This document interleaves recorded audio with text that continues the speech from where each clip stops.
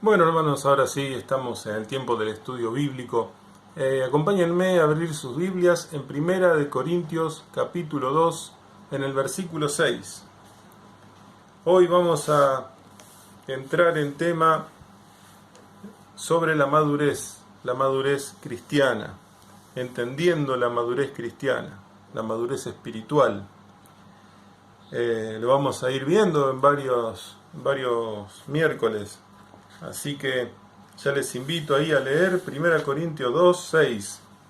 Dice así: sin embargo, hablamos sabiduría entre los que han alcanzado madurez.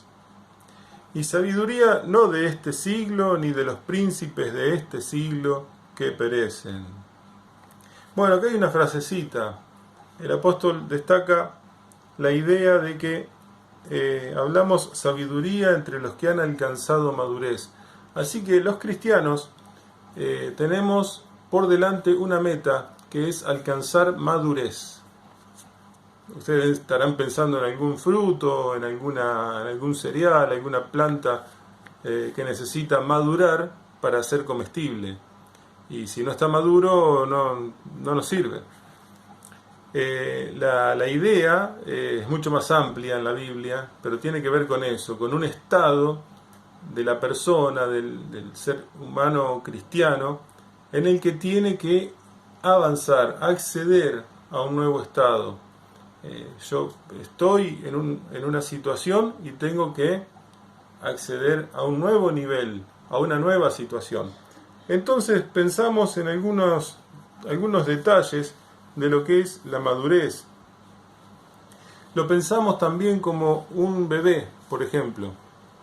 Cuando uno es bebé, es alimentado por otros. Esta es la primera etapa. El bebé no se alimenta solo. Después la persona, cuando crece y deja de ser bebé, se caracteriza por algo importante, que es que puede alimentarse solo. Es considerado el periodo más largo de la vida. Una persona se supone que desde que empieza a alimentarse solo puede llegar toda la vida haciendo eso. Pero hay otra etapa también que el ser humano alcanza, que es poder alimentar a otros. Y ese sería el desarrollo completo en una persona. Ser alimentado, alimentarse solo y luego alimentar a otros. Entonces las dos segundas opciones, segunda y tercera, irían juntas en cierto momento. Uno empieza a alimentarse solo y no deja de hacerlo, pero en algún momento también empieza a alimentar a otros, sin dejar de alimentarse a sí mismo. Y este es el plano de la madurez. Es una hermosa comparación en el normal desarrollo de la nueva vida en Cristo. Cuando estamos al servicio de otros, podemos ser llamados maestros. Sabemos que hay ciertos maestros de la palabra de Dios que tienen el don, tienen la capacidad, pero en un sentido amplio todos podemos alimentar a otros, en el sentido de que podemos dar guía y verdad a otras personas, siendo ejemplos para ello. Entonces el cristiano no es solamente alguien que le alimentan con la palabra, sino que también se alimenta a sí mismo por la meditación en la palabra de Dios. Y eso va provocando que su espíritu madure y pueda también, con su ejemplo y su vida de testimonio, alimentar a otros. Y así estaríamos cerrando el ciclo de nuestra madurez. Pero es algo que lleva toda la vida. Así que es importante que un creyente trabaje en su vida espiritual para poder alcanzar la madurez. ¿Qué es la madurez entonces? Para saber lo que es la madurez, tenemos que ir a la Biblia y ver lo que no es la madurez, o qué es la inmadurez, el no ser maduro. Miren, hay algunos versículos que me anoté para hacer más rápido. Dice en 1 Corintios 3, que Pablo no le pudo hablar a los corintios como espirituales, sino como a carnales, como a niños en Cristo. Os di a beber leche y no viandas, porque no eran capaces, ni aún lo son todavía, dice. No eran capaces de comer vianda, tenían que recibir la leche espiritual. Dice Pablo, les di a beber leche. Es una incapacidad de recibir enseñanzas más profundas de la palabra de Dios. Eso sería inmadurez. No puedo recibir una enseñanza profunda, todavía estoy con lo elemental y me tienen que alimentar. Otro signo de inmadurez es la inestabilidad en la fe o confianza en Dios. En Efesios 4 se nos habla de que no seamos niños fluctuantes, llevados por todo viento de doctrina. Hoy creo una cosa, después viene alguien me dice algo diferente, también lo creo. Entonces una persona inestable, un creyente inestable, es inmaduro. También la insistencia en los conceptos básicos del cristianismo. En Hebreos, por ejemplo, le dice el apóstol, porque debiendo ser maestros, tenéis necesidad de leche y no de alimento sólido. Ya pasó el tiempo, tenían que ser maestros, tenían que estar alimentando a otros, y si todavía están tomando leche, todavía les estoy dando lo elemental, lo rudimentario. El apóstol Pedro también escribe, desead como niños recién nacidos la leche espiritual no adulterada, para que por ella crezcáis.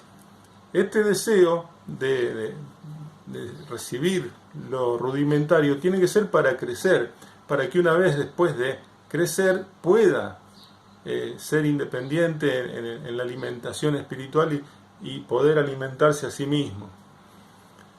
También se nos habla de una falta de habilidad para discernir cuestiones importantes. El alimento sólido, dice en Hebreos, es para madurez, teniendo los sentidos ejercitados en el discernimiento del bien y el mal. ¿Se dan cuenta?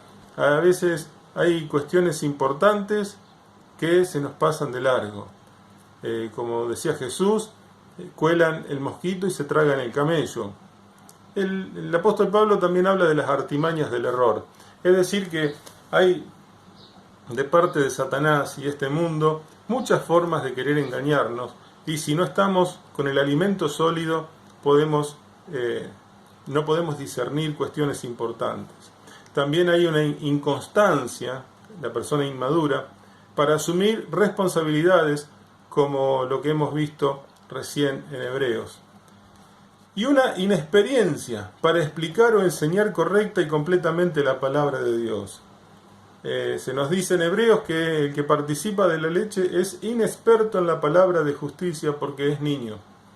Entonces no puede explicar o enseñar correctamente la Biblia, la palabra de Dios. Tiene que recurrir siempre a la ayuda o al auxilio de otros. Así que, pensando en el carácter del cristiano, es aquel carácter maduro el que es transformado por la obra del Espíritu Santo. Madurez y espiritualidad son dos palabras que se usan mucho, pero a veces no sabemos la diferencia. Una persona madura, o vamos a decirlo así, una persona espiritual, no quiere decir que sea madura. Por ejemplo, un recién convertido, alguien que conoce al Señor y se deja guiar por el Señor, y aprende de la palabra de Dios, se deja guiar por los hermanos en la fe, es una persona espiritual, porque está dando lugar a la manifestación del Espíritu Santo, a que el Espíritu Santo le enseñe y le vaya transformando, aunque tal vez tenga todavía muchos defectos y cosas que cambiar y sea inexperto en la palabra, que aún no la puede enseñar, pero es espiritual. Y esta espiritualidad le va a ir dando un progreso en el crecimiento hasta madurar, hasta poder enseñar a otros. Así que se puede ser espiritual sin necesidad de ser maduro. Por eso a veces no tenemos que juzgar a los creyentes nuevos, a las personas que van conociendo las cosas del Señor, porque están conociendo, son niños espirituales. Son espirituales, sí, pero no son maduros. La madurez viene cuando hay un proceso de espiritualidad, cuando yo continuamente dejo que el Espíritu Santo me vaya enseñando, y eso va haciendo de mí una persona que madura. Entonces, es una actividad que el cristiano no debe abandonar. No tiene nada que ver con seguir reglas o ponerse de cierta manera o vestirse de una manera. No tiene que ver con sacrificios físicos. La espiritualidad es la apropiación de la obra del Espíritu Santo. Y esto demanda fe y fidelidad por parte del creyente. El hombre espiritual es el ideal divino en la vida y en el ministerio, en el poder con todas las manifestaciones del Espíritu y por medio de la persona en quien el Espíritu Santo mora. Entonces la verdadera espiritualidad es una realidad. Se puede ser espiritual. Es el ideal divino del creyente. Pablo dice, sean llenos del Espíritu Santo. La causa de la espiritualidad es el Espíritu Santo. El efecto, la realidad de la gloria de Cristo en la vida. La evidencia está en un carácter totalmente transformado a la imagen de Cristo. La expresión está en el servicio fructífero. La habilitación está en el discernimiento de las cosas profundas de Dios. La profundidad está en la vida de devoción a Dios. La sobrenaturalidad está en la guía infalible del Espíritu Santo. El recurso invisible está en la asistencia en la oración del Espíritu Santo. Entonces podemos ver la espiritualidad como las manifestaciones no impedidas del Espíritu. Esto está sacado del Hombre Espiritual de L.S. Chafer. Es una hermosa descripción de cómo una persona pasa de ser alguien natural que no cree en Dios a alguien espiritual que es el ideal de Dios, lo que Dios quiere del ser humano. Y llegamos a un punto en el que es necesario que aclaremos o que refresquemos estos conceptos. El hombre, dije recién, que no conoce a Dios, Dios quiere que sea un hombre espiritual. ¿Y cómo se logra esto? Bueno, en la Biblia encontramos 3 tipos de personas a las que siempre nos hace bien direccionar nuestra mente para saber en cuál estamos ubicados nosotros y quiénes somos y cómo estamos viviendo. La primera hablamos del hombre natural, el hombre no salvado, el que no tiene a Cristo en su corazón. Esto lo dice 1 Corintios 2.14, el hombre natural, 1 Corintios 2.14, el hombre natural no percibe las cosas que son del Espíritu de Dios, porque para él son locura, y no las puede entender, porque se han de discernir espiritualmente. Así que el hombre natural, no le pidamos que entienda que el aborto es una ofensa y es un quebrantamiento de los mandatos divinos. No lo va a entender. No va a entender que por su pecado está condenado. No va a discernir las grandes verdades del Evangelio porque es natural. Actúa bajo el poder de su propia mente caída, corrupta. El hombre natural, como éramos vos y yo, antes de conocer a Cristo, no percibe las cosas que son del Espíritu de Dios. Después la Biblia también nos dice en 1 Corintios 3.1 que existe el hombre carnal. El apóstol Pablo dice, no pude hablarles como a espirituales, sino como a carnales, como a niños en Cristo. Esto es la realidad de un creyente que ha recibido a Jesucristo, que ha nacido de nuevo. Ya no es alguien natural, es alguien carnal, porque ha recibido la salvación, la vida de Dios, pero vive aún gobernado por su mente carnal, por sus intelectos, sus emociones y su voluntad caída. Entonces este hombre, esta persona, no puede acceder a la madurez, porque está en un proceso de carnalidad aún. Y está el hombre espiritual, 1 Corintios 2.15. La palabra, fíjense, es neumáticos. Neumáticos justamente tiene que ver con una cubierta que tiene aire adentro. Y el hombre espiritual es eso. La palabra neumático se usa ahora, pero viene de allí, de alguien que tiene aire adentro. Y está refiriéndose a alguien que se deja controlar por el Espíritu Santo. Esa es la descripción del hombre espiritual. El espiritual dice en 1 Corintios 2.15, juzga todas las cosas, pero él no es juzgado de nadie, porque tiene la guía del Espíritu Santo y la mente de Cristo. Así que en la Biblia encontramos esta descripción para darnos a entender cómo se ven las personas ante la palabra de Dios. ¿Con qué alimentamos nuestra alma? ¿Qué valores y criterios forman nuestra mente y nuestra conciencia? ¿Estamos asimilando el mensaje de Dios o el del mundo? ¿Estamos ajenos a Dios? ¿Estamos tras una filosofía humanística? Hace poco vi en el Facebook una chica que era súper espiritual. Era una chica que vos decías, tiene un futuro hermoso en la obra de Dios, guiando a otros, discipulando, con la alabanza, con un empuje de esas chicas jóvenes creyentes que vos decís, me gustaría que esté en mi iglesia. Hoy la veo defendiendo el aborto. ¿Qué ha pasado? ¿Se hizo mala de repente? ¿Qué le agarró? ¿Qué le atacó? Simplemente su mente se dejó gobernar por teorías humanas, por filosofías humanas. Y si uno se enreda en eso, va a terminar justificando eso y otras cosas más. El pecado a veces se presenta de forma atractiva, inofensiva y agradable. Entonces, cuidado. Nuestra mente tiene que estar gobernada por la palabra de Dios. Alimentémonos de la manera correcta, con la comida correcta. Entonces hablamos, como dice la Biblia, el hombre natural que ignora el mensaje del Evangelio porque no cuaja en su filosofía de vida, concibe el mensaje del Evangelio en su lógica como una locura, lo rechaza como algo extraño, no cree en un Dios personal y menos que tenga demandas sobre su persona. Nada tiene que ver con su religiosidad, puede estar en una iglesia, puede ir a una iglesia evangélica, su conducta familiar puede ser buena, socialmente puede ser una buena persona, pero lo que Dios dice para él no tiene sentido. Esa es una persona natural.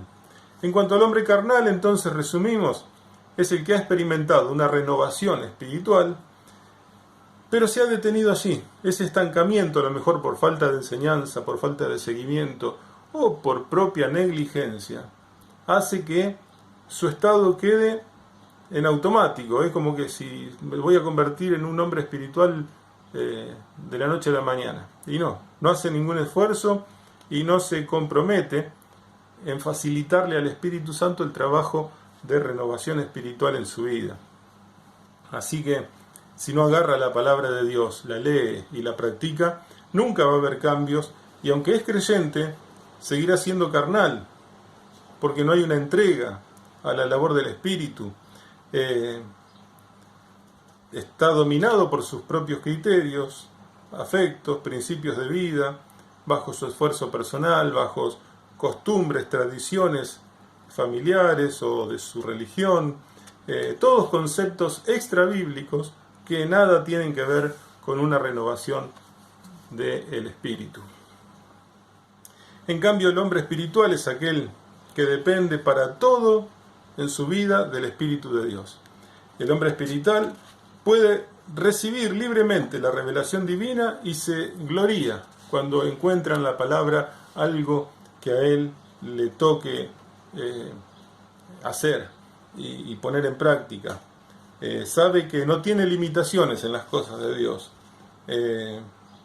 Se dedica a la oración, a la palabra de Dios y lo hace como algo deleitoso. La persona espiritual es la que está controlada por el Espíritu Santo. Y lo importante no es lo que hace, sino lo que es. Y de acuerdo a lo que es, va a hacer. Esa es su filosofía. Es un creyente que manifiesta por su carácter y sus acciones que el Espíritu Santo tiene el monopolio del corazón, quiere las cosas que Dios quiere, anhela lo que Dios ama, piensa en sintonía con los pensamientos de Dios, va operándose tal metamorfosis en su ser que solo haya explicación en términos espirituales. Solo el Espíritu Santo puede producir a alguien así. Quiera Dios que en tu vida, en mi vida, así esté obrando el Espíritu Santo para nuestro desarrollo, para nuestro crecimiento y nuestra madurez. Cierro con una reflexión de lo que es la madurez cristiana. Entonces yo creo que a este momento ya lo vamos sabiendo. Alcanzar madurez es un perfecto desarrollo, cualidad de completo, tanto en mental como en lo moral. Eso es ser maduro, estar completo, estar en perfecto desarrollo.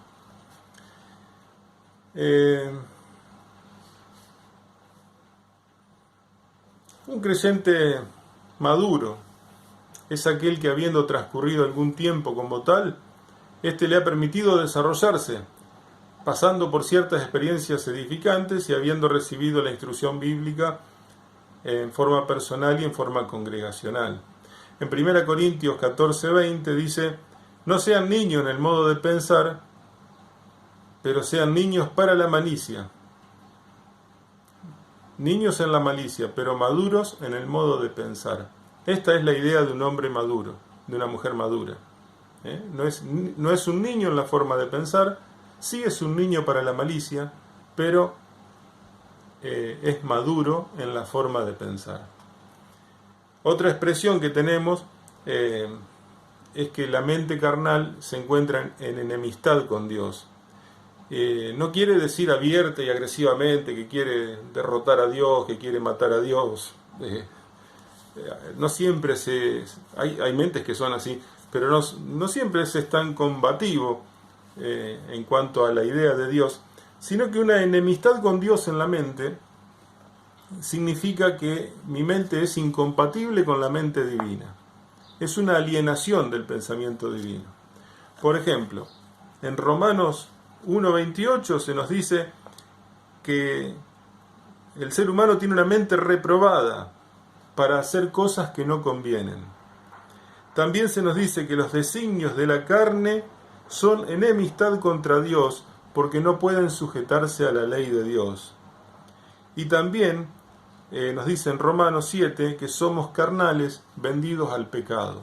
Así que fíjense cuántas descripciones de nuestra mente tenemos que son enemistad contra Dios. Después se nos dice en Gálatas que las obras de la carne son enemistad contra Dios. Que también sembrar para la carne es sembrar en corrupción, es sembrar algo que se muere, sembrar muerte. También se nos dice que el ser humano tiene un estado de vanidad de la mente, una mente vacía, tiene el entendimiento entenebrecido, está ajeno de la vida de Dios por la ignorancia que sigue teniendo por la dureza de su corazón. Y también se nos describe al ser humano que es extraño para Dios y es enemigo en la mente, haciendo malas obras. Fíjense. Y también que el ser humano tiene una conciencia corrompida. Todo esto le llamamos al hombre natural y también le llamamos inmadurez. Es todo lo que hay que cambiar. Y ese proceso se da en nuestra mente, nuestro entendimiento se aclara, nuestra mente se renueva y nuestro espíritu crece cuando lo alimentamos de la forma correcta, cuando dejamos que nos alimenten, cuando nos alimentamos a nosotros mismos y cuando dejamos que el Espíritu Santo nos vaya guiando. Y así, en un momento nos vamos a encontrar que terminamos siendo lo que quiere Dios, que podamos alimentar a otros, que podamos llevar la palabra y el ejemplo a los demás, simplemente viviendo la vida en Cristo. Que Dios les bendiga, mis hermanos, y podamos estar ahora en un tiempo de oración.